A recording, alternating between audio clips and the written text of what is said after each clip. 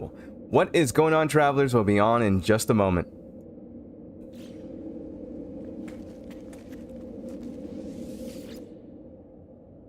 And all of you are free to talk beforehand. We don't have to necessarily wait. I see. Yeah. Do you have your friend code posted somewhere, Azzy? Yeah. Actually, I have it up. I'm still loading in. This is taking a while. Oh, here I am. Nice. Leave it to multiplayer. I guess since you were in between bases. Alright, my friend code is 5X G6 -3Q Z J -QY MQR. Okay, you're gonna have to repeat that. 5X G6? Yes. Dash 3Q. 3Q? ZJ. VJ.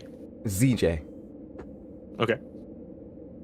Dash QY MQR. QY?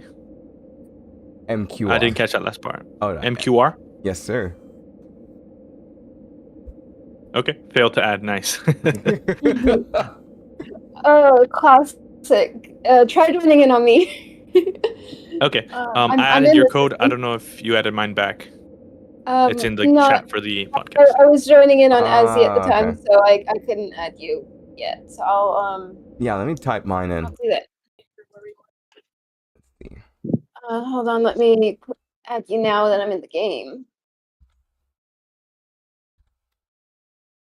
G6. X 8 DG.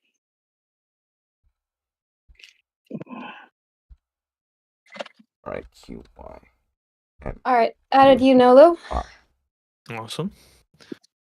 I might have to reboot because sometimes it takes a while to. Oh, here you go.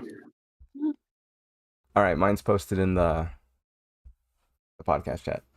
Yeah, I don't see where you are, Azzy. Which planet are you on? Did you go to a different system? Yeah, I did. I gotta go back to the actual one. Okay. I'll portal over to where you're at, and the anomaly. Cabin by Lake, there we go. What's the name of the system? The anomaly. It should be in more. Sinat. So the system. Okay, what I'm gonna do is pull up the anomaly. Alright. To quick join. Should be in Mori. ENWARI. You should see that. Okay. And what's the name of the base? Cabin by the Lake. Okay, perfect.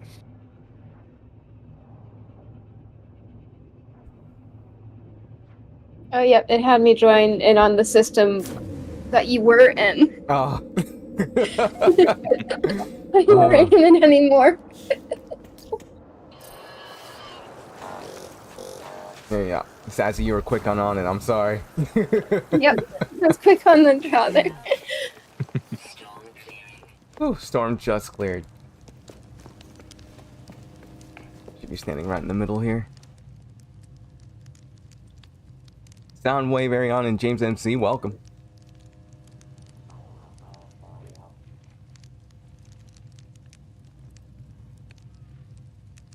Oh, nice. 2 of you are coming in.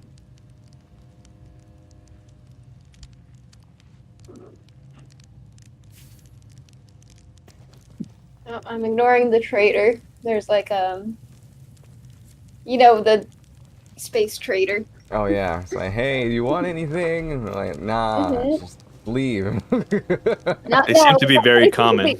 We got places to be. Gotta.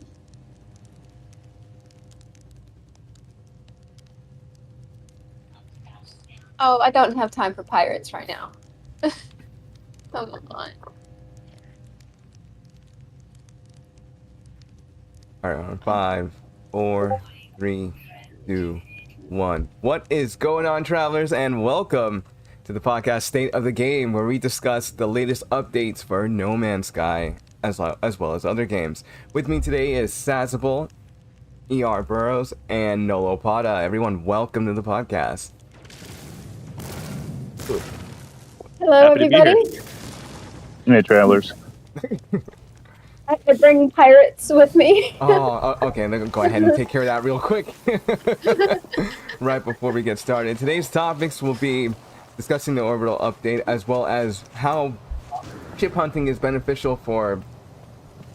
Was it for ship hunters? Yeah. I don't know why I'm thinking about that. And oh yeah, the pirates gone. Yeah, I think they left. Oh okay. Oh, that was quick. Oh no, there's one there. There's still one. They're still there. Yeah, it's out of range though. That's the first time on a podcast I've ever had to chase a pirate. No, they're gone.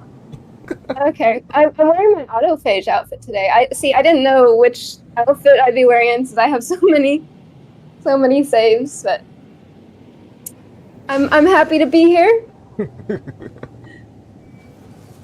Oh, hi, Sword, James. Soundwave, Aaron. Yo. Sorry, does No Man's Sky. Maybe I should put some more pads down. Yeah, it hasn't loaded in for me at all. So I'm just looking at an empty space. You gotta love No Man's Sky sometimes. Right. I'm just chilling by the Christmas tree over here. Oh, there you go. Well, it's not quite Christmas in July, but Nah, yeah. Too close to the starship? What do you mean? Oh, there we go. I gotta dig all this out. I thought wait to nothing. Anyway, let's go ahead and get started with the first topic. Hey, Sword, what's going on? Just saw you creep in here. Bring all this up really quick. How's everyone doing this Saturday morning? Glad to have all of you here today. yep, I'm just waking up, but the caffeine's kicking in. I'm doing good. I just set up a green screen for streaming because I hadn't used one yet. And it's kind of a pain because it has a bunch of folds in it. I'm trying to get it as smooth as possible so I don't have like a weird green screen effect on it. So yeah, that's my morning. And I'm squeezing you guys in before I have to go to work. But I'm really grateful for having me on this morning. And it's also kind of nice to hear the voices of some people that I've been following for years, too. So nice to pseudo meet in the virtual world. Oh yeah, 07 to that. Definitely.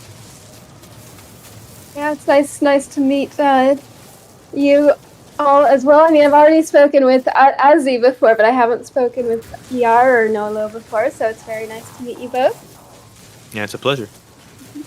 Pleasure. All right, first topic, the orbital update. What are your thoughts? I think it's great, the orbital update. As far as the hot topic, ship customization, nobody has really talked about how it's...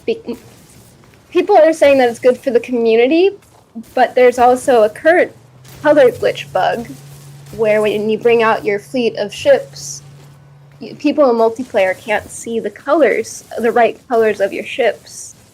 And it's even, so that's just with regular ships. Add custom ships to it, and people still don't see the right colors. You're so proud of making this beautiful ship, but people aren't seeing the right colors. So, yeah, I don't know. It feels like it's a single player experience as at the moment with that current glitch that is in place, that current bug. Mm-hmm. And I haven't really heard too many people talk about it. Or I wanted to be the first to bring that up. Is it new to Orbital, or did this exist before Orbital came out? It's existed ever since I started playing No Man's Sky back in 2021. So yeah, it's been a glitch that's been around for a while, but unless you play in multiplayer a lot and show off your ships, you're not going to really know about that bug. Right. Yeah, you're not going to really know about it. Yeah, it kind of throws a wrench in the whole ship customization if Yeah, people can't see the colors. Unexpected curveball, I remember. But yeah, it's Apart- right now. It's and it does affect ship hunting in a way. It's become a ship scrapper's world, a scrapper's world, and not necessarily a hunter's world anymore. Oh, okay. Good point. Now, I've found, I mean, 7 years of playing this, it's a game that requires a great amount of patience from the community. Exactly. It really is only a handful of people who have been turning out a Bethesda-sized game, and while I know it can irritate some people, I've always seen it as like when something doesn't quite work. If you are all patient, something comes back from all of that work to correct it that usually is better. And I'm not a ship hunter. The only part of this, though, that I would say that I really enjoyed out of the ship hunting part was, my forever ship, the one that I got back in 2016 that I loved. And then Atlas Rises came and started adding all these weird fins and changed the color stripes and stuff. And I was like, nuts. That I can actually go back and get what I had lost. That made me really happy. But I'd say I can only imagine that probably within the next 2 to 3 updates, you're going to probably see things like, the shuttles actually being in the ship customization, decals, and likely maybe one of the other ships, like the solar ships. Just a matter of being patient and knowing that Hello Games loves the game as much as the people who play it. Yeah, I completely agree about, having patience with the game. Like, I've been playing since 2021. I still love the game. There's a lot of things that, really work well. Like, there's no other game that has, like, glitch building in it quite the way that No Man's Sky has. The build system is, like, unlike any other. And like, there's just so many good things to say about this particular game that I could fill up a whole hour. But we're here to talk about the Orbital update, not just praising the game. But you can have criticism, be critical of it, and still love stuff. That is something we have to all remember. Yeah, I agree. I feel like sometimes we have that spoiled expectation of like AAA games and the polish, and we forget how small the team is. But it's not an excuse to like certain bugs not being addressed. I'm sure that their Zendesk gets hundreds of requests a day of different bugs, especially with the state of the game and the nature of the procedural generation. It's not like they have any levels that they could play test ahead of time. Everything is like just, I'm imagining spaghetti code behind the scenes and the servers working, and just the fact that it works this well is kind of a testament to their hard work over the years. But I think that multiplayer has improved a lot. I know that Orbital didn't address multiplayer specifically, but I've noticed a little bit of improvement, and that gives me hope that they're still they're not giving up on No Man's Sky. And this recent update makes me even more positive that's the case, because it's been 7 years. They don't really have to go back and change the space stations unless they wanted to, and it still remains on the top selling on the Steam charts, which shows that it's profitable for them, at least in the state that they're in right now, to continue this sort of major updates, minor updates, like a mix of them. Yeah, I think the update is a testament that they're still dedicated to the game in a way that not many developers would be without any like paid incentives. Like most games, like they finish it and they move on to the next project. They don't touch it.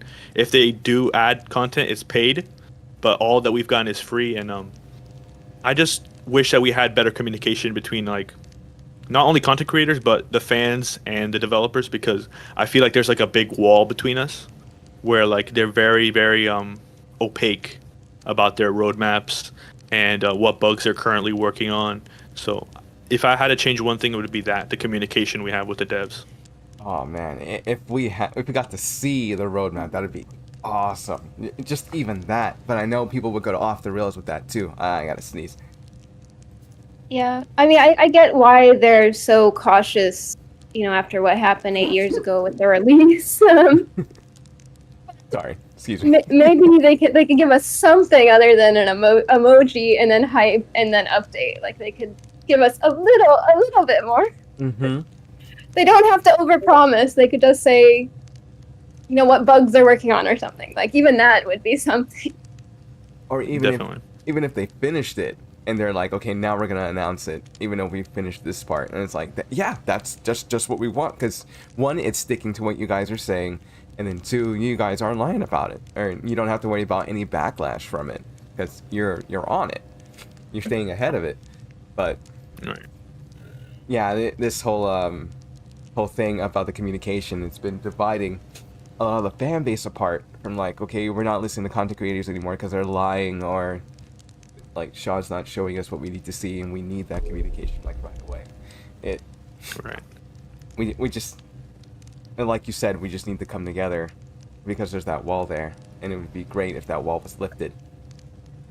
Yeah, and I know that sometimes. I'm sorry. Yeah, I didn't mean to That's all right. interrupt. Sometimes I understand that the fans might have higher, expectations in terms of what an 8-year-old game engine is capable of. But maybe the dev team can communicate like, hey, I don't think the engine is not capable of this. But we can try to get as close to that as we can, to what people are asking for. Because sometimes people are asking for a lot more. People have to remember, it is an older engine, and it is, there's only so much that it can do. Mm-hmm. In terms of opening up communication, us as fans, need to be aware of what limitations the engine might have. Right. Well, I've been really fortunate. I've had a lot of direct communication with through DMs on Twitter with a lot of the people on the dev team. And one of the things that was said is, because it is a passion project, you've got people that want to give good fan service, but you also have people that are working on it like just me as a creator or a builder. Like, you got to have inspiration to move forward. And I think that a lot of the desire to have a roadmap for this game is really going to be hard on a dev team when it's like, I got to be in the mood to do this. And I've heard that from more than one of the people that I'm in contact with. Of there'll be some great ideas out there, and it's on the roadmap, but until you get in that groove to do it, it's not going to get done. So coming out and saying anything is super difficult. And then there's the reality that the world has gotten so hyper toxic that while the four of us can sit here and be great fans and can give genuine critique, there's a lot of people out there that, man, if I was Murray, I wouldn't want to hear it either. Right. Oh, that's true. It can be very black and white on the internet with very little gray in between. I wanted to ask Sword in chat. He said, I think short term it's awesome, but long term I believe it will have a negative effect. Can you elaborate what you mean on that? Whenever you get the chance. And I also wanted to say that I lost my train of thought. Hello Games, I relate with that like if you don't feel passionate for something, like it becomes 10 times harder to go through with it. Even with content creation, sometimes during dry spells, like between updates, since we don't really have any idea of when the next update's coming out, it's kind of hard to time our own projects content-wise. I know that Beeblebum spoke a little bit to this, that he's stepping away from No Man's Sky. He's still going to cover it, but he's focusing on other games now. Right. And I definitely feel that frustration because there's I have a few older series that I've worked on that I don't feel the motivation to, because I don't even know if they're dropping No Man's Sky for good. Not that it's likely, but like I don't know if this is the last update. Like they won't let us know for certain when the next one's coming, the size of the next one, so I could time because I have a full-time job, I have a family, so it's kind of hard to juggle all these things. I know it's not their responsibility to take care of content creators, Right. but it also wouldn't be wise to forget the content creators, because a lot of how you stir up hype for content is through content creators. But I do definitely see a lot of speculation content. Not that it's not fun. I love speculating personally, but like we see like one small texture change in one building part, and we're like, oh my goodness, this means that they're adding fully custom freighters, and we're gonna have robot butlers, and we're gonna have NPCs walking around our bases, and like we tend to overreact, and it's kind of like reminding me of the 2016 pre-release hype, that like it doesn't matter how many times we get disappointed, we still continue to to dream big, and that's part of the ethos of No Man's Sky. Just dream big, and like anything can be possible. But of course, that doesn't mean that everything is possible, you know. True. Yeah, station override. I just want 2 words. I just have to say. I remember for 2 years, every single speculation video would say something about the station override. Oh man.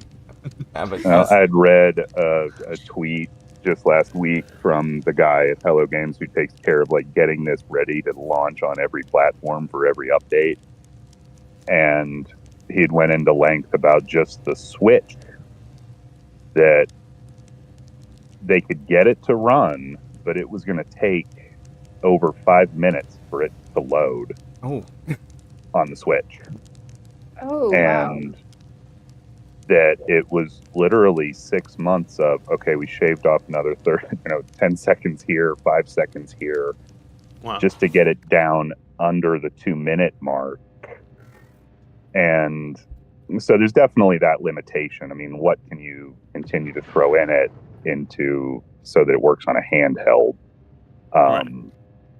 And yeah, and like you mentioned, Saz, like the station override, like there's something else going on there. I mean, I've seen content creators point out in the new stations, there's a couple of little alcoves that are yet to be touched. wow. So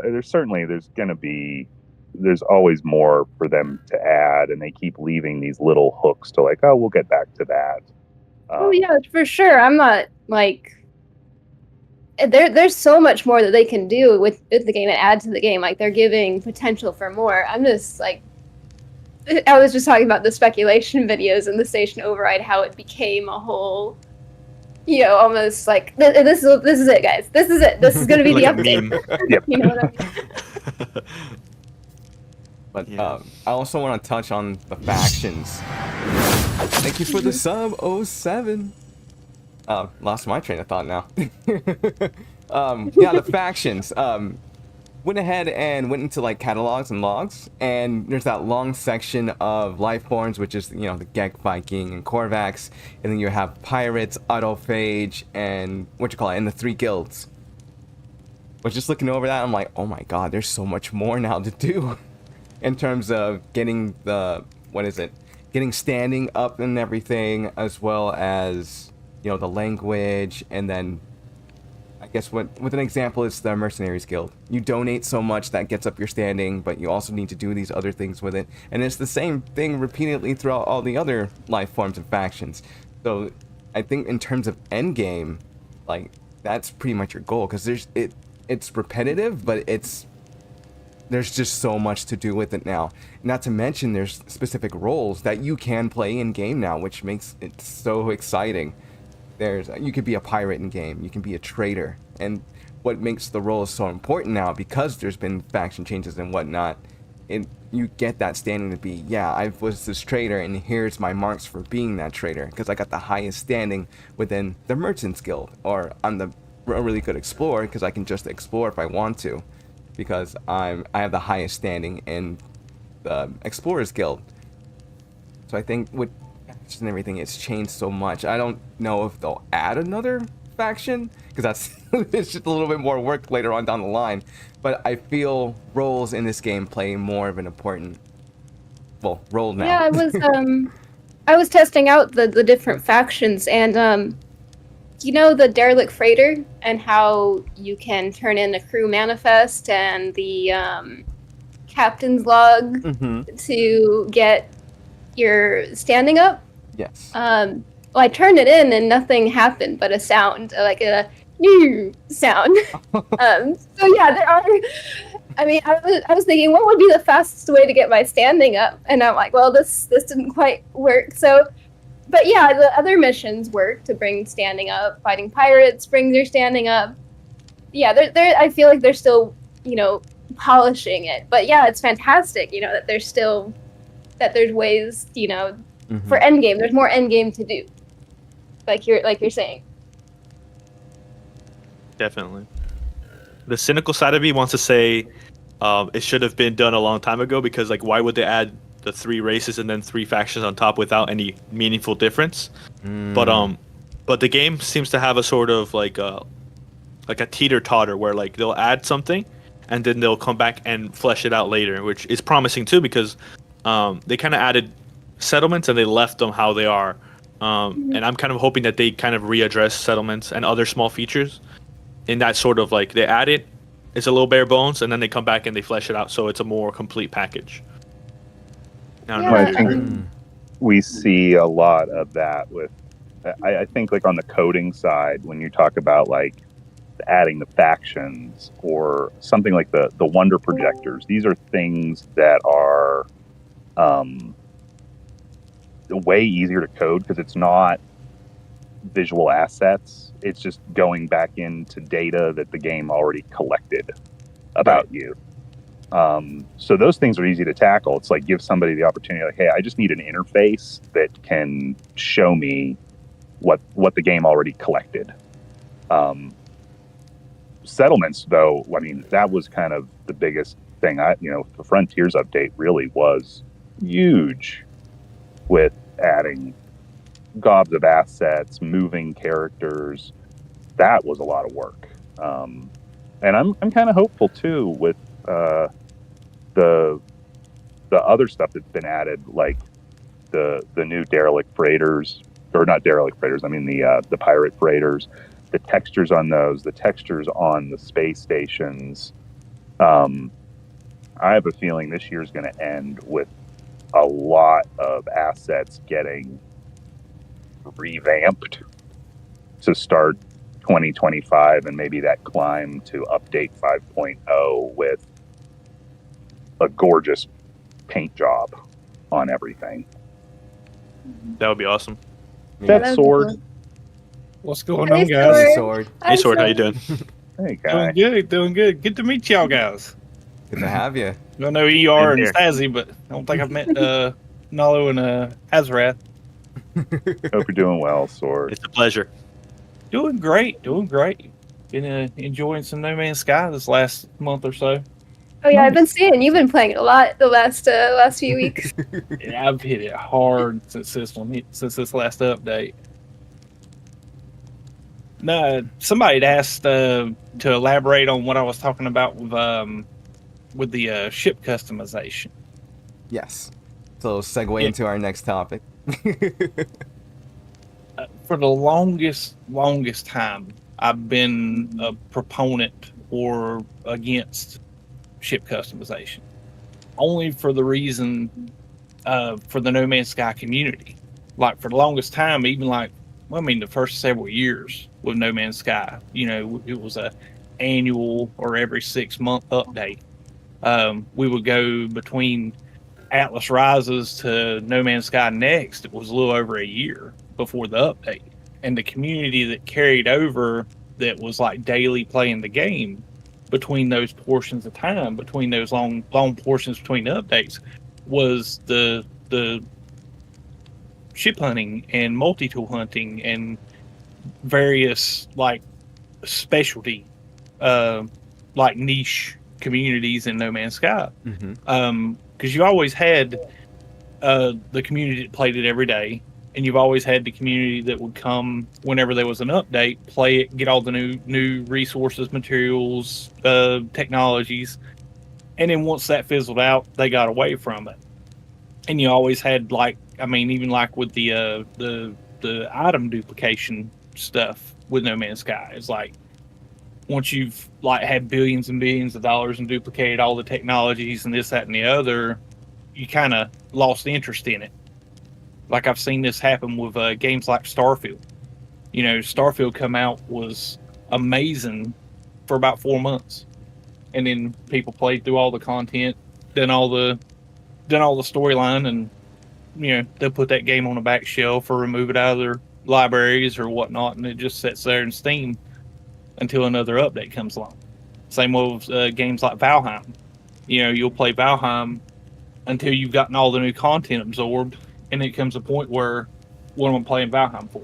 I've got all these various items, builds, materials, wealth, put it down. No Man's Sky is the only game I've played that, without like quarterly or continual updates, that has drawn a strong base community back into the game year after year, or prolonging like throughout the year. And one of the largest portions of that community was the Reddit coordinates exchange guys and stuff like that, or content creators. You know, even like with, you know, made a comment about the No Man's Sky's genius in marketing by not telling nobody anything because it left their community to speculate and advertise and make videos and keep the game relevant in the community year after year. I like that aspect because I didn't think about this too much earlier, but it makes me think about the times where we would play on those old school systems like the not Nintendo Switch. Sorry, we're going to the future here. Nintendo 64, PlayStation, when you would hear when the game was going to be out or when the game was announced at the Game Awards, you would be like, how long is that? Oh, it's going to be months from now. It's probably going to be like in fall, and you're just sitting there getting hyped up for it, and the excitement was there. I think just with now, though, we can get that information in like 5 seconds. So it's just all about the expectation now. So how do we go back to that what am I trying to say? How do we go back to that old school feeling of I'm gonna be ready for it in months. All I need to do is just wait, and then maybe I can speculate on what's gonna happen in the game, or maybe I can just, you know, keep the game fresh in my mind and just kind of pump myself up for the next one. How do we do that? Right. I don't even know if it's possible to go back because like people's attention span is so short that if you announce something too early, by the time it releases, a lot of people have moved on to the next crazy new thing that's coming out. And I think marketers are aware of that, and they try to announce things a lot closer to the release than before. I don't know if you agree with that. Oh, no, I agree. Yeah, I agree with that for sure. They probably, you know, I worked in a game studio. I'm not gonna say which one, but like I had experience with being a part of, you know, a game that was in development, and they were telling us what the roadmap will look like, and it was the last year. Like it was a 4-year development period, and the last year was when the marketing really started for the game. So yeah, it's like, yeah, they work on the game for 3 years. They still work on it in the last year too, but they also start the marketing phase during the last part, not necessarily the first one. Like the last 2 to like the halfway to 3/4 of the way into the development is when they really start marketing the game. Right. Yeah. But yeah, I completely agree with that. Marketing happens later. I mean, I think they have to market a little bit early to get investors interested, if that's part of it. But yeah. Okay. Yeah, it's definitely interesting to see how it changes. Mm-hmm. Oh, I agree. I mean, look at Last Campfire. They announced the trailer for that game at E3 2 years before it come out, and I bought it, put it in my wish list. When it come out, I bought it. You have to play it. Oh, you have yet to play it? Nope. I mean, don't get me wrong. I bought it to support Hello Games because I'm I'm a huge fan of No Man's Sky, and I'm a huge fan of Hello Games and like their redemption arc throughout the last 7 years has been amazing. Yeah. But is there's not going to be a game that they release I won't purchase or show some support for. Right. That's your way of subsidizing them, like giving them that Yes. that funds. Yes. I wanted to ask you, what was I gonna ask you?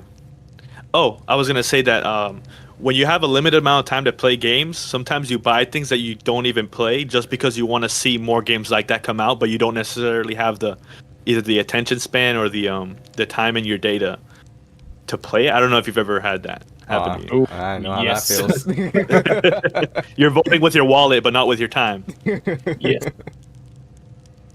Oh man, if things were as easy as we were when we were kids. It's just I know. through one game after another. But with I've had a lot more time than usual to play games the last 6 months. But yeah, because I said I have more free time than a normal person is currently at the moment. But yeah, I've been mostly investing time versus money. But when it'll eventually go the other way once I'm working again. But so going back to ship customization, I find it beneficial for ship hunters because with the new generation of ship hunters / scrappers, they still have to find the ships. Especially you can't just you could just get any ship you wanted and scrap it, but it's finding one that you're like, oh, I got inspiration off of this because I saw a ship hunter get this ship. So I think finding the ship with specific strategies or going to the No Man's Sky exchange and then finding a particular ship that has a part that you like from it, or maybe it's a specific design, you still need to have that baseline of, okay, how do I search for this ship? Okay, how do they search for the ship? Or is someone going to teach me how to do this? So yeah. Oh, go ahead. I mean, all right. So here's the thing. There's min-maxers who care about the internals of the ship, and then there's the people who like how the ship looks. And those people, sometimes there are min-maxers who care how the ship looks and the numbers, like a car show. Mm-hmm. There's people who take pictures of the cars, and there's people who care about the internals of the cars. And I think this is where there's some, this is where people aren't agreeing on if ship hunting, if ship customization is beneficial, because we don't know how many. I don't know. I don't know if the min-maxing community is as large as we think it is. Is it? I mean, I know there is definitely a min-maxing community for sure, but is it larger than the ship hunting community? Is it as large as we think it is? The people to keep ship hunting relevant? That's the question. And to be fair, I've known a lot of players in No Man's Sky, and it took who was it? It was a Shinda Fire Mist. Me and her's been friends for a long, long time, and she used to baffle me because she played No Man's Sky so differently than the way I play. Like, her most favorite thing to do in the game is go land on a planet and walk around and scan every fauna and every flora and every mineral, and just 100% scan a planet and just check out the unique fauna on a planet. And it didn't matter if she had a C-class shuttle or an S-class fighter. It just got her from one planet to the next solar system.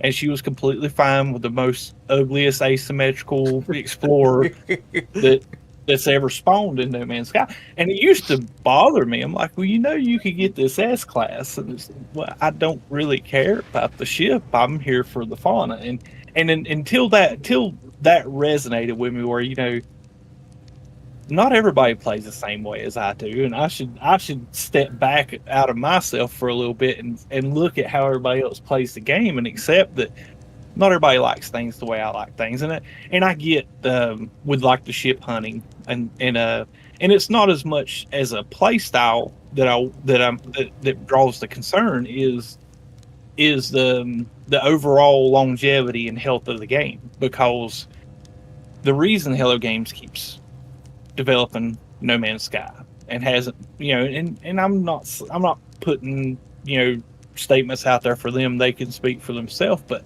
I've always felt the reason they do it is because there's a large dedicated community that plays the game on a daily basis, on a weekly basis, on a monthly basis. And when you look at like the Steam activity or the Xbox or the PlayStation or even the Nintendo Switch activity of concurrent players, it's always been to a level to justify the hours and the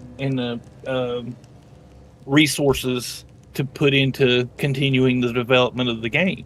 Because to be fair, they made a lot of money off of Next because it opened up the Xbox community to us.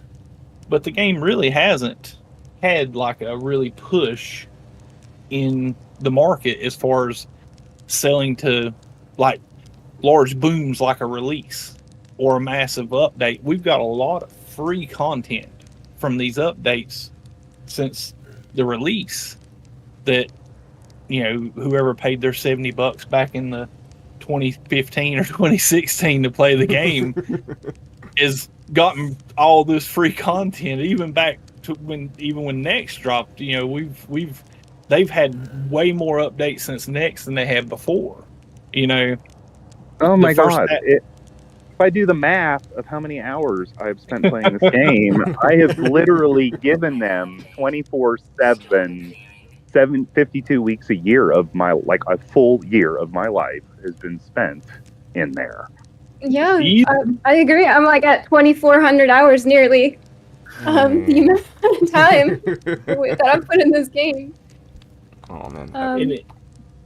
But like I said, it's the stuff that draws us back between the updates is what sustains the concurrent players and the longevity of the game. And I think, and what I feel, and I hope I'm wrong, and I hope this is completely off. I'm completely wrong about this. Is I think with the ship customization, because to be fair, I went and tried it out the first day first week it come out.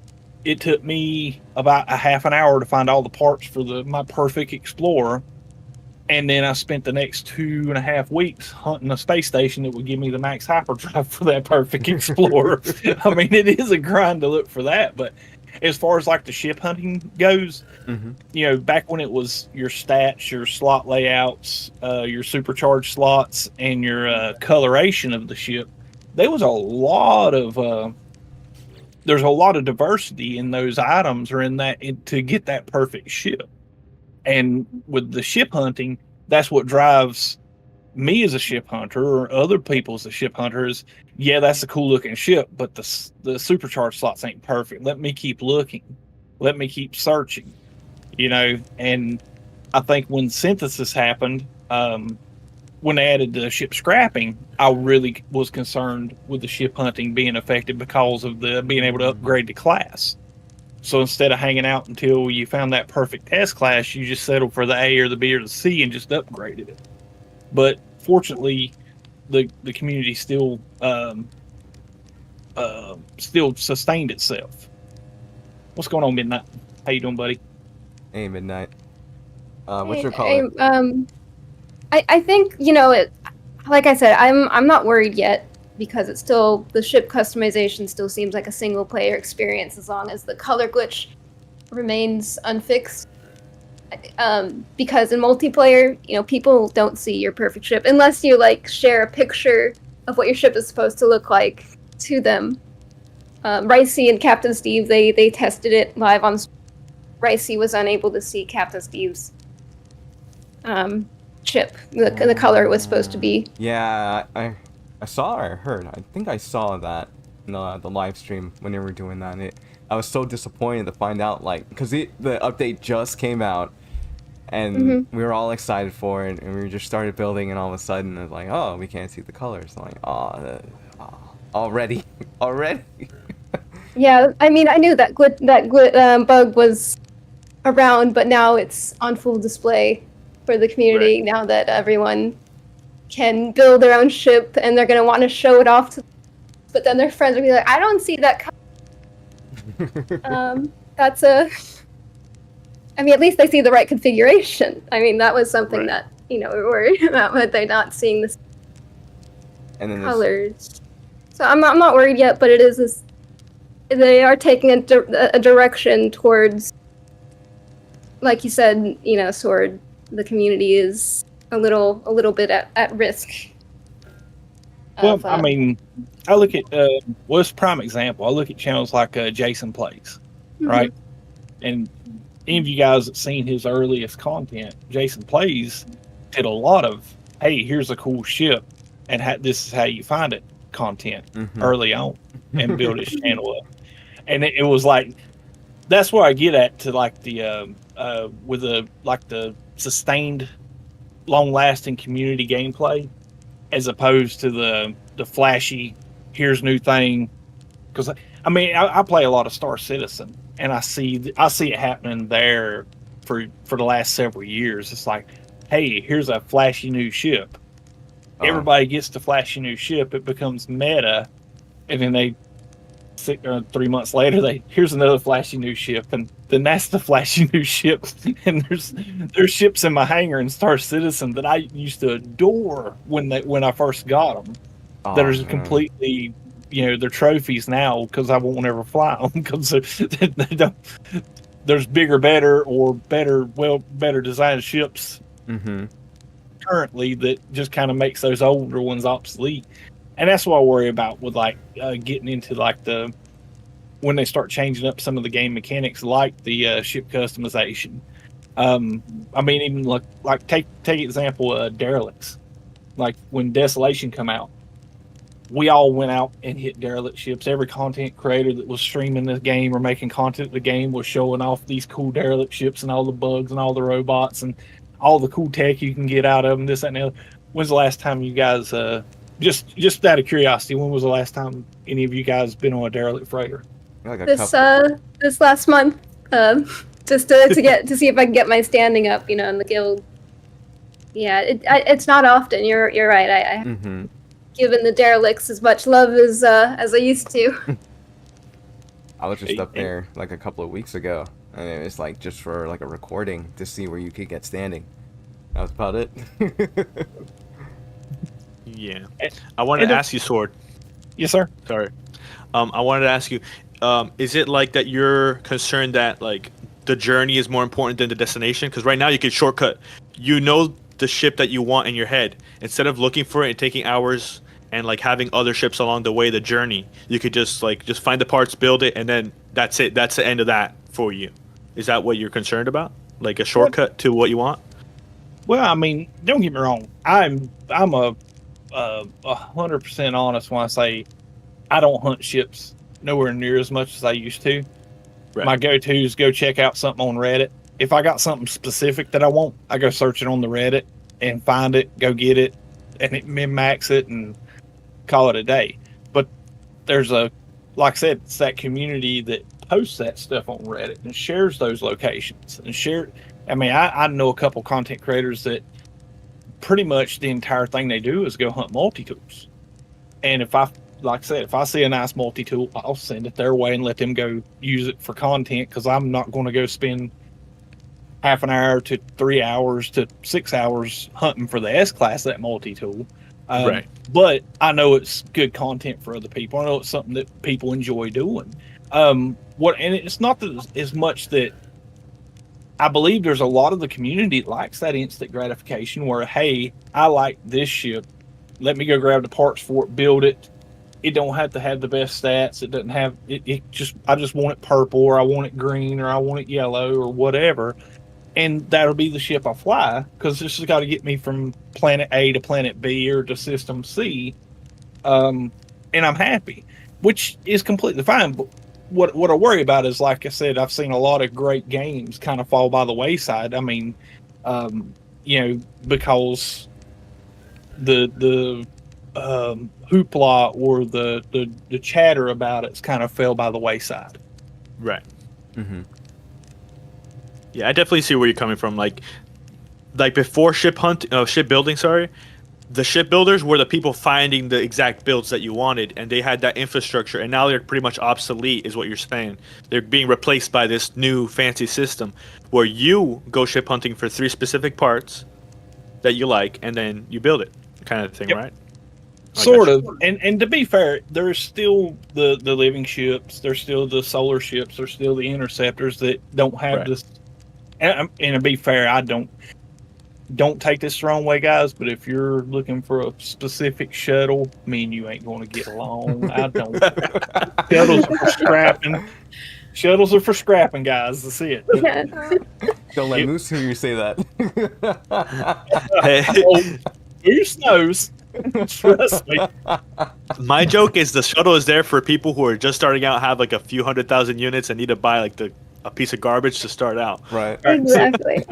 Well, and I- that devil's advocate here is, I think all of us, if we take that moment and step back, like everything that we are talking about in this cast today, it's from players that have been in 500,000, 2,000, 7,000 hours. And if we all could get brainwashed and go through the game loop again, the perspective on all this kind of changes a little bit. Like, you need the money to buy the ships to scrap, Oh, and you have all of that work ahead of you to do it. It launched as like a 30-hour game that's now a 300-hour game if you keep it in normal mode and play it as intended. I'd also say too, like the coordinate exchange right now, the best thing they could do is like they need to spam Reddit every platform every day, because they have a great opportunity for so many new people to just be like, oh, like I have that resource to hunt these things, and get the new people in the community aware that so many of us have spent 7 years doing all the legwork for you. Do this and go play a different part of the game. Right. Because there still is that authentic ship marker. Like, if you want that prestige, you could always. It's just a little text, but still, it means something. Yeah. oh no, I agree with that. Having that stamp of approval and everything on the ship, it kind of gets that ooh and ah aspect when either you're trading it for money or you're posting it and being like, this ship is authenticated. It's not a custom ship, and it's like, ooh, I love that design. What are the stats on it? So, along with the authentication of the ship and the ship customization, I think, in my opinion, I think it was a good compromise between the two groups. We couldn't have it any other way, or else it would be in favor. Ship customization, then you couldn't necessarily tell, oh, is that a real ship, or is that a ship that's, wait, where was I Custom going with built. that? Yeah, custom built. Thank you. What and just to push that point a little further, what since we've had freighters and the ability to have 6 ships, what's been one of the biggest asks from the community to Hello Games is allow me to have more ships. And they've increased that number from, I think it was 6 to 9, and then now I think 12 now. 12. And the reason there was such a loud voice is, hey, I want more ships, or I want to be able to have more ships, is for the fact that people had 12 ships or 9 ships or 6 ships at the time that they really, really loved, or they really enjoyed, or they really liked. If it was something as easy as go scrap it, get this other ship, because, hey, I can go get that ship back whenever I feel like it, Right. through assembling it. You don't. I mean, there's ships in my saves that I've had for years and years that I never fly, but when I walk past them in my freighter, I'm like, I remember the day I got that ship, or I remember the scenario that led up to me finding that ship, and it has some kind of sentimental value as far as, and it's just pixels on a screen, but you remember the times or the sentiment behind the gaining of that ship. Yeah. Yeah, I still have my first exotic from, when I first started, like I still have like a couple of ships from when I first started. I refuse to scrap, refuse to sell. Gotta keep it in my fleet, even if it might gather dust. I might be like, you know what, today I'm gonna one of my first ships. Yeah, Exactly. and you always have that option now, like, since we have ship slots. But we still want more. Why not 16? Come on, 16th number. Why not 25? Because if Sean decides to push out more new ships, I'm like, I'm not gonna give up my favorites just to have the new ship. Like, I want the new ship because it's fast and zippy, or it does this new other thing that the other ships don't. I'm like, yeah, you gotta make a little bit more room, man. Because I love the ships that they have, and every time they come out with one, it's like, what's a good example? The Utopia Speeder, that was a good one. The Interceptors were good ships. The Starborn Runner, like, that was a good one. Not gonna lie. I was like, Yeah. I'm keeping this one. Definitely. How would the conversation change if building a ship was like end game only content? Like you needed 100,000 nanites just to start the process, and it was like a mission quest. Would that change it for you? Ooh. Not really, because of how quickly you can dupe tainted metal and get those nanites. So I mean, Not really. Excluding cheating. you don't even have to dupe the tainted metal. You can go to black market systems and go to the trader and buy the weapons and technology packs. Mm-hmm. Oh yeah. As you're exploring, looking for new ships, doing different things, looking for multi-tools and whatnot, and just passively buy up all the tech. I since Omega dropped, I've been back in pretty heavy, probably 300 hours since the update dropped, but I've got 3 saves that's got 300,000 nanites on unintentionally, just from either doing that for the nanites or rolling the suspicious technology modules and selling off the ones that I didn't need. Right. So basically, units and nanites is even like with the expedition Quicksilver. You know, the expedition on 3 saves netted almost 30,000 Quicksilver. Like I've got more Quicksilver items in my characters now because they share between characters or between saves. Mm-hmm. That I pretty much called up all the Quicksilver items I never Nice. purchased. I mean, like I said, there's easier ways to do things, so I don't think putting like a cost gate behind stuff would make a difference, especially like with the duping and stuff like this, or or switching to creative mode on the fly or whatever. Whatever the cost concern. I mean, look at like the settlements. I've had more fun with the settlements because of the timers on the constructions, causing me to be able to get in like one upgrade or one construction or this, that, and the other between the 3 saves or on each save in the afternoon after work, as opposed to being able to get the settlement completely done and up to S class and fully producing units in the first day or the first hour. Right. yeah, I mean, it takes like what 50,000 nanites to upgrade a ship from A class to S class. So, like the nanite grind is real. It's already a lot. The midnight. That's why the nanite grind is real. That's the only thing I do with nanites. All right. Man, I would spend. If you don't do nanites, or Well, I mean, even before the black market technology, we had first wave exotics. Mm-hmm. Before they changed the stat. I remember exotic, you could just scrap the first wave exotics, and reload your save and just keep doing it. And I had a base in a 2 exotic system. Yeah, you would get 3 S class techs that would net you 1,500 nanites every time you scrapped one. Especially just reload the save. Yeah, if you had the mythical double spawn S class exotic. First wave was awesome, man. You'd stay busy for 2 or 3 hours, but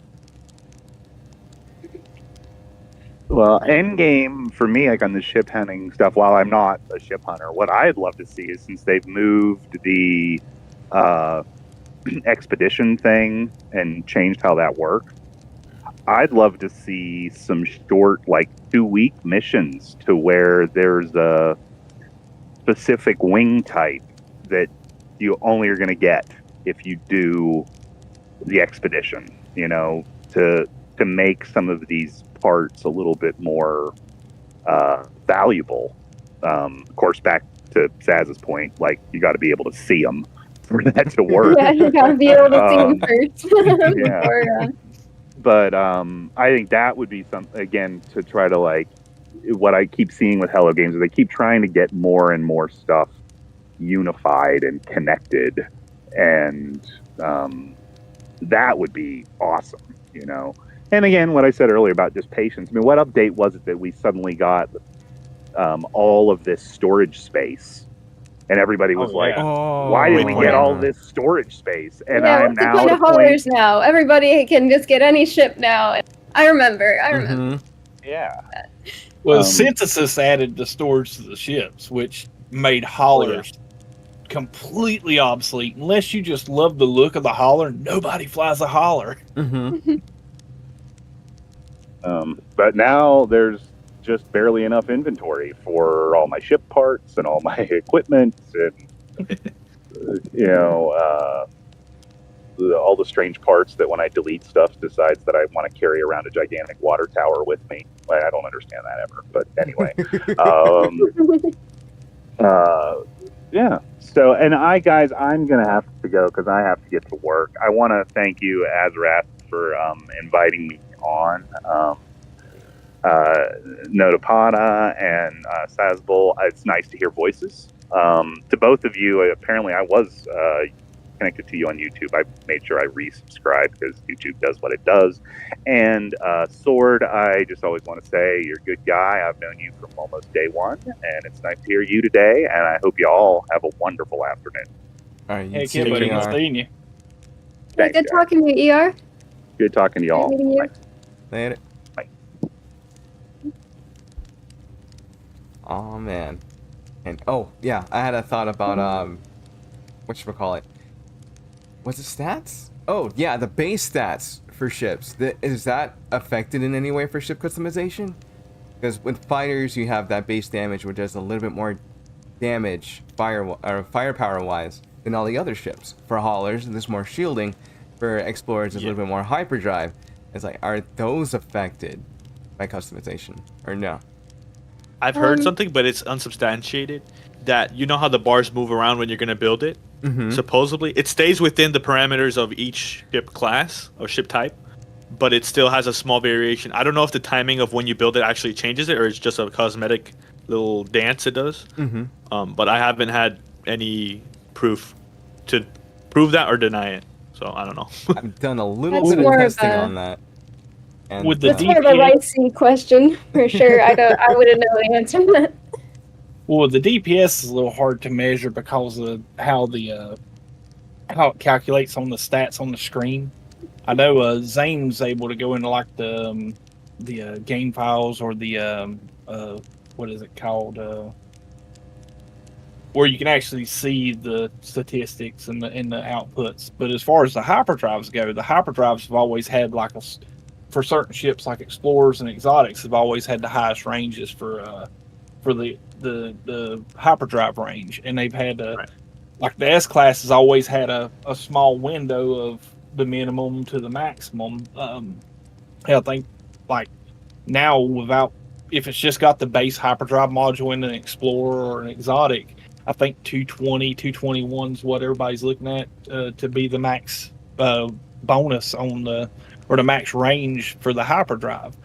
And what's interesting and I kind of like about the ship customization is you can go to different stations. Like you get the parts for your explorer or your or the ship that you're wanting to build, and you can go to different stations, and they will have different stats for those when you build it.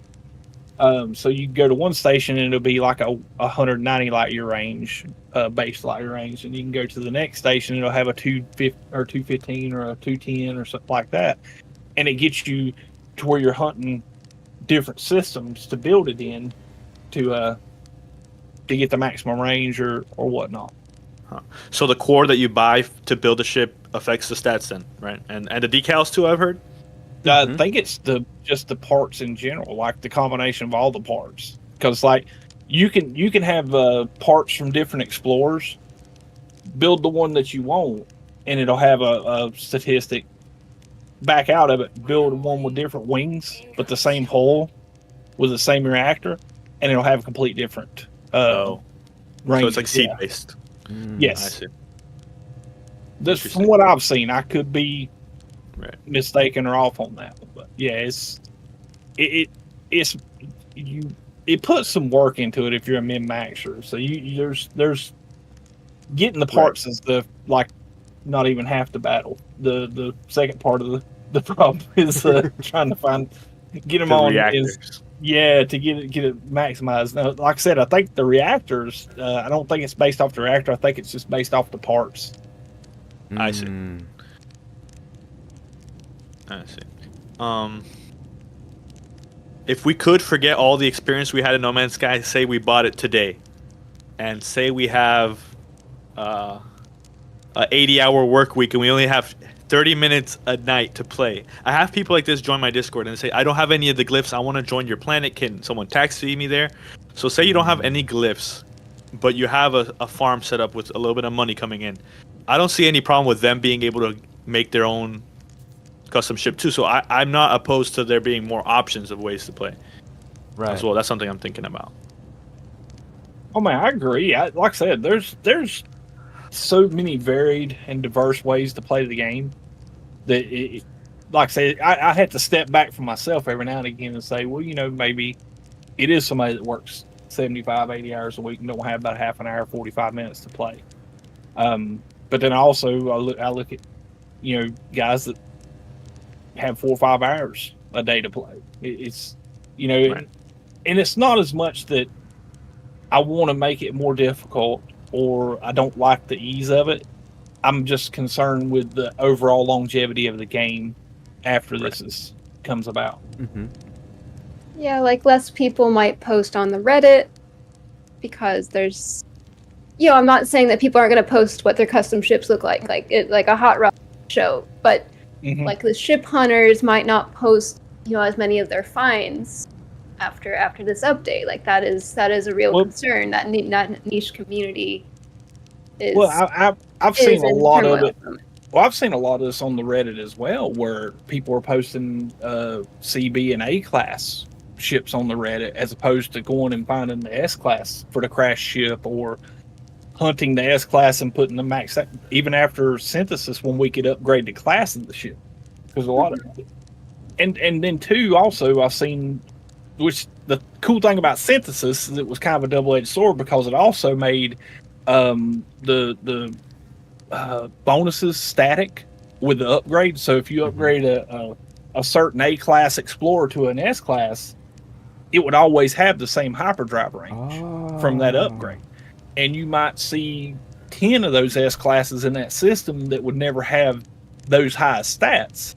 So it added that other aspect to ship hunting as well, with the upgrading, using the upgrade to get the max stats as well. So Yeah, like there's one thing about this update is that I've always gone to 3-star systems and only 3-star systems. Like ever since I found out 3-star systems, have a higher class S class ships dropping. So I'm like, all right, just three S class ships, 3-star systems. After this update, I'm free. 1 and 2-star systems, here I come. I don't know, there is a little bit of freedom from that, but I don't know. It's you're right. People aren't. Are people going to care about if their ship is an S class or an A class after this update when they can just get the ship that looks like their A or S class ship, without the numbers matching it? Like that is something to think about. Yeah, as a new player or a veteran player, not everyone looks at those numbers. Right. like, yeah, I've seen Midnight's comment in the chat. Yeah, it got to where people were just posting about every ship regardless of class, on the Reddit. Which, to be fair, like I said, Reddit's got a strong community. And there's the people that are just diehard ship hunters, multi-tool hunters, and fauna like Diplos and the greater greater beetles or whatnot. They're still going to be out hunting for these things and still out posting it up on the Reddit. I just think where I would use prime example. Midnight mentioned this earlier. You know, he's been with my channel a long time, and he's seen me stream 4 hours, 4.5 hours, doing nothing but reloading on a trade outpost, looking for a perfect ship. And he's also seen me get the S class and reload anyway because it didn't have the best slot layout or it didn't have the best supercharged slots. I got a fighter on my PS4 save that took me 9 days with nothing but reload on the outpost every chance I got to play.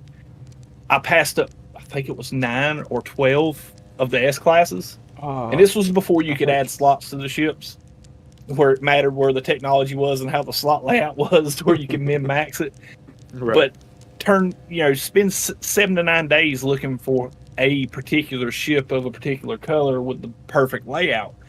And like I said, that ship will stay in my hangar until they quit updating the game, and it just goes dead because I spent so much time on that one ship because it has a lot of sentimental value. I remember the grind it took to get it.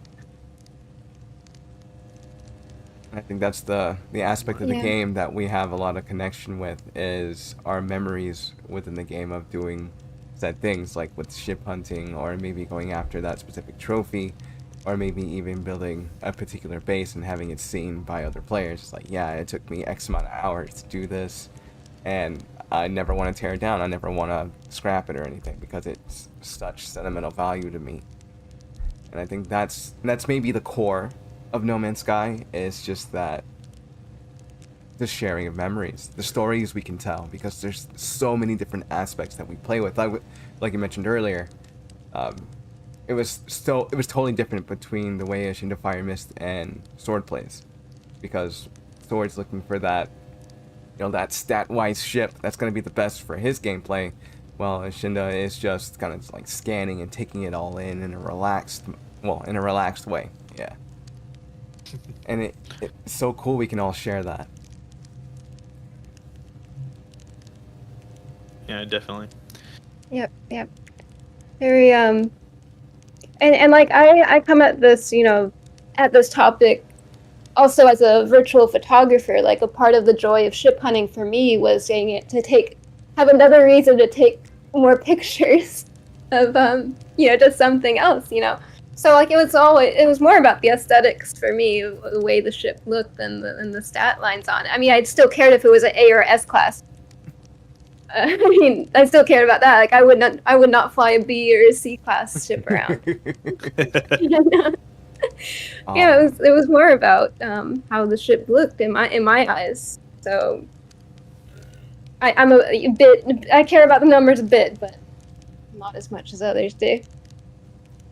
Man, I've never been able to hit that over of making the ship go even faster, or maybe having it shoot and then in 2 seconds the enemy blows up. I've never been able to do that, and I don't know if it's with S-class upgrades or maybe X-class upgrades, because I've used both, but I've never had that that boost in stats. Just having one or the other. Like, what am I doing wrong? That's part of the joy, is figuring it out. Yeah, too. Yeah, it's part of it. I mean, I've got one ship down to like where I can kill a pirate in 4 hits, not 2 hits. But I'm getting there. I've sworn against the suspicious modules ever since they give them to us. I'm like, they're too hard. You have to roll too long to get a good one. I'm not going to put the X class. I don't care if the stats are weaker with the S class. I'm done. I'm not going to do it. And Zane mentioned something on his stream like 3 weeks ago about rolling the X class for a Starborn runner, and I said, well, yeah, I got some time. Let me revisit this. It starts. 700 C-class modules later, I finally get 320 light-year range warp drives in the suspicious modules. And I said, this is too much work. I got too many ships. So many. There's no way to streamline that. 700, that's a lot. You're talking hour. I probably spent 5-6 hours this past week just rolling technology. Now, granted, once it's done, it's done. Mhm. I'm happy for it, and we can move tech out now. So if I ever get rid of the ship, I can pull those techs out and put in storage and use them for the Right. next one. But Not waste them. yes, but yeah, that's a lot of grind for rolling. But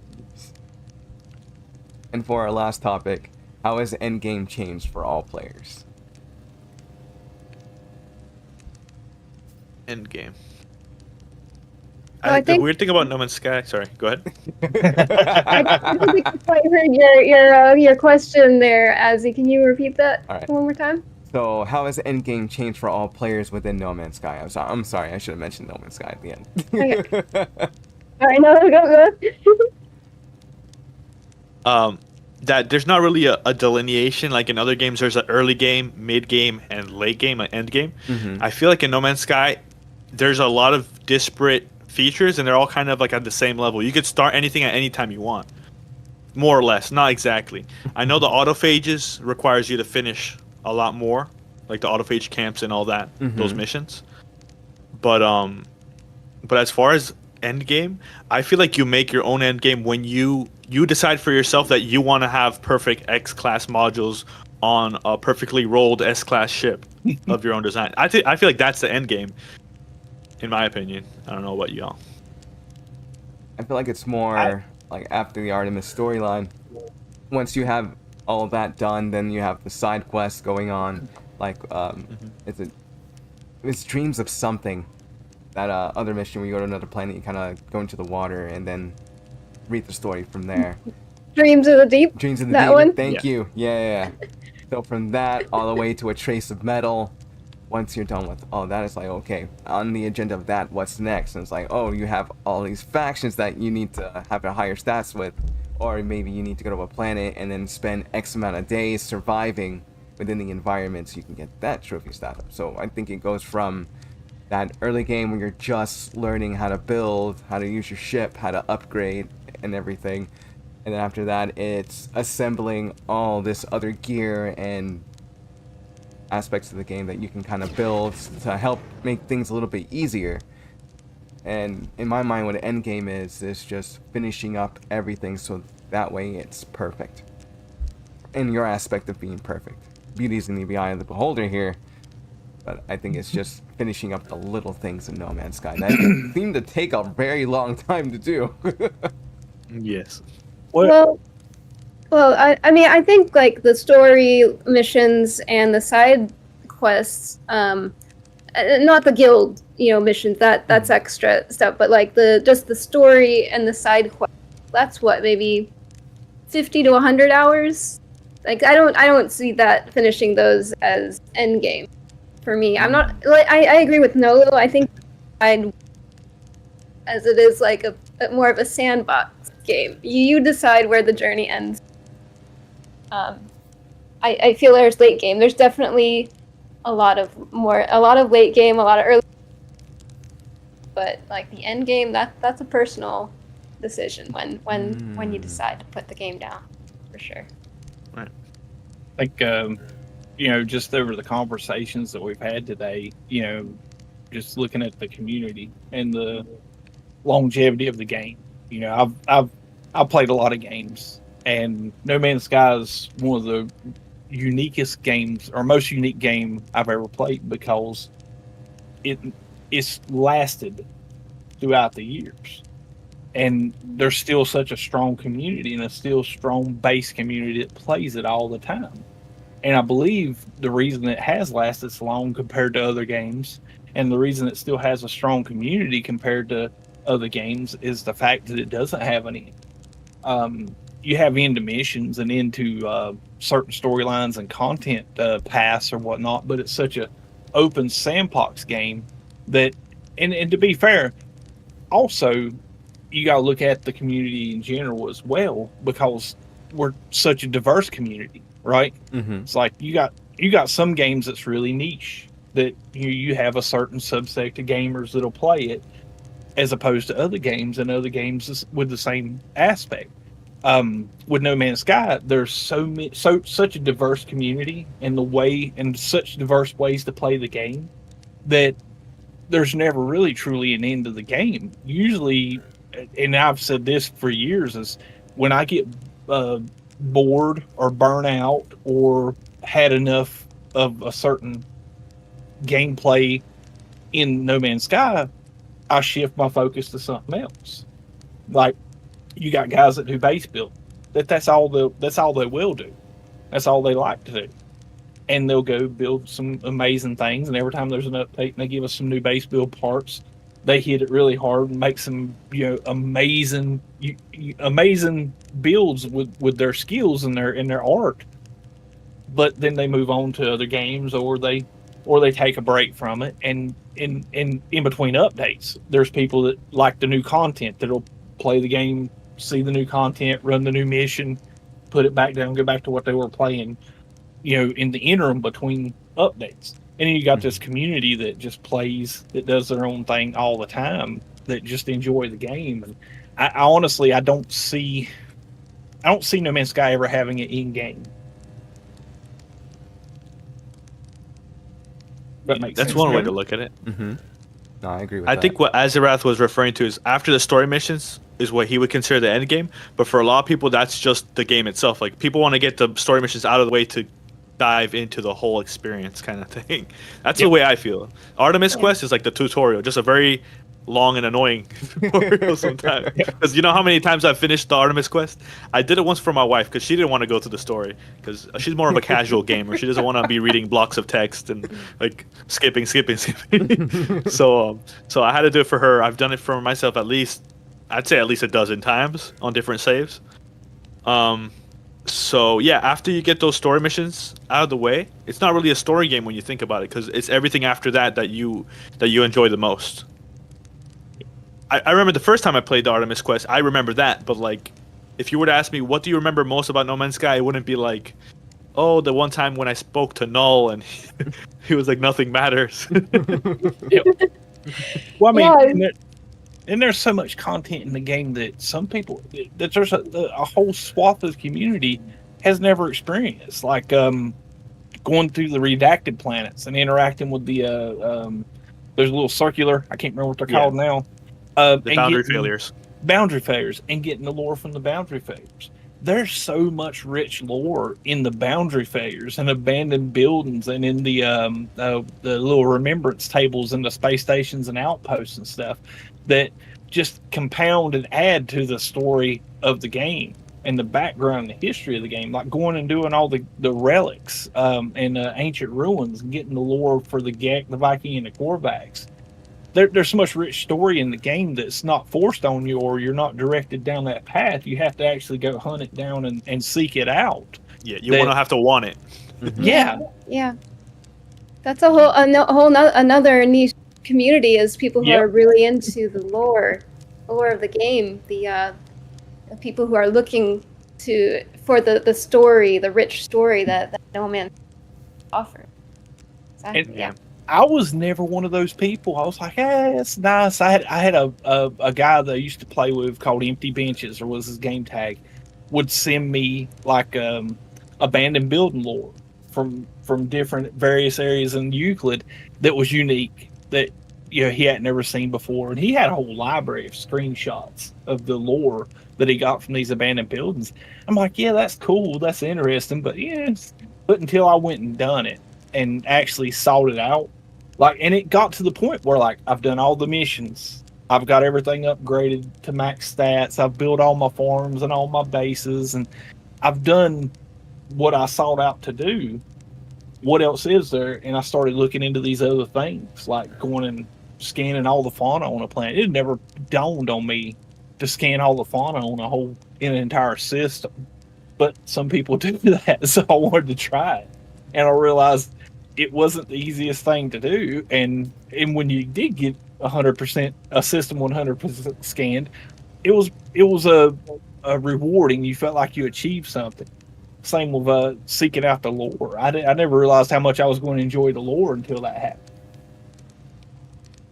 Yeah, I like that they added the log where you could actually go back if you missed. If you didn't screenshot it, you can still read it again. You don't have to go to the wiki. You don't have to spoil it for things that you haven't unlocked. Everything that you've interacted with, it saves it. I really like that feature because it Oh, makes if you man. miss something, you could go back and hey, what was the beginning of this lore? Yeah, here it is. That Yeah, that you was can one see. of my. You can see all the treasures that you found. You know, the Mhm. words that you've learned, like in your discoveries. The Tab. lore book was on my wish list when they was talking about releasing next. I'm like, I want a lore book. I want it to put it in order for you, and yeah. So if you knew you was missing something, you could go find it. Mm-hmm. But yeah, the lore's awesome in this game, and Mhm. yeah, like I said, that's what will sustain the game and what will keep drawing the community back to No Man's Sky and have a steady player base of No Man's Sky. Like I said, man, I've seen a lot of games that they release it, it's the next big thing, has a lot of great potential, and then fizzles out. Starfield's like one of the most recent examples for me. I mean, it was an awesome game. I know a lot of people had critical reviews of it, Mm-hmm. but from what I played and the experience I had in it, it was well worth what I spent on it. I got more than enough hours of gameplay out of it until I got finished with it. And basically, I kind of got repetitive because I'd done all the in-game stuff, and I was just Yeah. going back and repeating myself. And I was like, well, okay, maybe it's time to put it down and go try another game. Same with Valheim. I love Valheim, but Valheim has a certain amount of content that you're going to play through. Once you get to that end level and you've built all your bases and all your production and all your equipment and it's all done, then what do? You can only go explore that world map, but so much, and you're only going to see certain things on that world map if you go from one end to the other and side to side on it. Mm-hmm. But when they have a new update, it's you go right back into hitting it hard to see all the new stuff. It doesn't have that. I don't believe it has it doesn't for me. It may for other people, but it doesn't have that sustaining community attraction that No Man's Sky has had for 7 years. Yeah, like Starfield, I don't feel like I wasted the $100 I put towards it. I put like a good 300 hours in Starfield, and most people they spend like $100 on a game, 70 or 80 hours of content, out of the game. Valheim, I have 600 hours in that game, and I feel I've seen it all, like you said, but I don't feel like I go back to it. I've seen that game. It's not necessarily a live service. Neither of them. No Man's Sky isn't really necessarily live service aspect to it. There's discoveries that you upload to servers. So there is some live service aspects to No Man's Sky. So that's how it's able to sustain a community. Right. But we're lucky, that we don't have to pay to keep those servers up. Like we're real lucky. We're real lucky. And I do feel like I wish I could give more money to the Halo game. You could always buy another copy. We're real lucky. Oh man, don't even go over Starfield. The automating the whatchamacallit, not the trade service, automating the base and whatnot, so that way you can have materials come to your base whenever it drops off. That was a pain. I ended up doing it like 3 times. Like never again. Never again. You should play Factorio if you like that. That and Satisfactory. Yeah, man. I was trying to get into Satisfactory, and it's pretty much the Oh same my thing. god! But nah, I never. You like Satisfactory, Sword? I still cuss my friend for introducing me into that game. Bro, I've got 250 hours in Satisfactory. I haven't made it to endgame yet. I think I've gotten to like tier 6, tier 5, tier 5 in that. I haven't made it up to the higher tiers yet. After about 200 to 300 hours of Satisfactory, it finally dawned on me that it was not a game. It was a perpetual grind generator. Like, you literally, that's the and don't get me wrong, love Satisfactory. It is a beautiful, beautiful game that will, if you have any creative or artistic like tendencies, it'll draw that out of you because of the different things you can do, and especially if you're a min maxer that really likes getting like high numbers and very particular and meticulous with stuff coming out to even itself out or add up to a certain rate, you'll love that game. But I'm gonna tell you, you never finish that game. I mean, in game is to get to the final tier takes so much time and effort, and I just don't have the wherewithal for it. I feel that. Yeah, that's how I felt about Factorio. It's not the game I've spent the most time on, but it's the most obsessed I've become with one game in like 2 months. Like I spent like 500 hours in just 2 months, something like that, and I had to swear it off because it was like crack, kind of thing. Where like you're always something to improve, always something to min max, and like yeah, I feel you. I took a staycation a couple years ago, and it was when I was back hot on Satisfactory. So I put like 90 hours in a 5-day span. Just started a new map, went to town, had a blast. I think when I was done, I was getting about 18 frames a second in certain areas on that world map. Ooh. And I'm like, yeah. Make it a slideshow, yeah. Yes. So my PC was over here screaming out, mercy. Please stop. Yeah, that must have been before Let's Game It Out broke the game. Oh my god. I'm sure you've seen. I'm not sure if you've heard of him, but Yeah, he loves breaking early access games in the most chaotic ways. Yeah, him and Gibbles is a pretty good content creators for Satisfactory. Any final Kibbles, thoughts? I am Oh, Kibbles. go ahead. I'm sorry. No, just yeah. I mispronounced that guy's name, but yeah. Go ahead. Any final thoughts before we wrap it up? I would say ship customization. I'm not really necessarily worried about it yet. Not until that color bug glitch is fixed.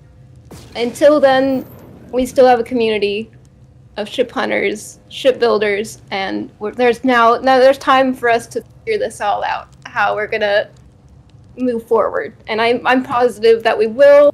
I still love the game. I'm not going to stop playing it anytime soon. That's yeah. That's my thought. I do like the Orbital update. It's yeah. I'm not worried yet.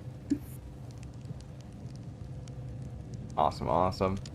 I'm gonna have a controversial take. I think No Man's Sky is a great game, and I love it. And as long as there's still content for it, I'm gonna continue to cover it. It's like a game that I kind of fell in love when I first played it on PS4 Pro. And even if a bad update comes out, which there hasn't been many bad ones, I'm gonna still continue playing because it's like a classic for me. Like when I'm old and my grandkids ask me like, "What did you do when you were young?" I'd say, "No Man's Sky." Oh man. I look forward to the years to come. I think No Man's Sky's got a great base community and a large community overall. I think it'll be okay. I'm glad that Hello Games with the ship customization only put in explorers, haulers, and fighters for now. I'm hoping that they take the see how this scenario plays out, because like I said, we still have the exotics, we still have the solar ships and the interceptors that are not fully customizable that people will still want. To be fair, I haven't flown an explorer, a fighter, or a hauler in years, ever since solar ships released. Like I said, that's just my particular taste, but I know that will still be a community of to provide for. or to go out and hunt for and do things, or to look for stuff for. So I don't think it's going to hurt. I don't think it's going to kill the game, but I also look at, I hope that we do these in small bites to where we see the repercussions of things being added to the game as we move forward, or as they move forward with it. But I do look forward to it, and I can't wait till the next update, as always. Oh man, I can't wait either. Because they've done so much with this one. It's like, are they gonna push the bar this time? And I just can't wait. But on that note, thank you everyone for coming. NoloPada, Sazzible, Sword, ER, thank you all for coming. Those of you who have been watching, be sure to subscribe to these wonderful content creators. And I will see you guys next time for State of the Game. Peace. Peace, guys. Thank you. Bye. Thank you, Azzy. Bye, everyone. Thank you.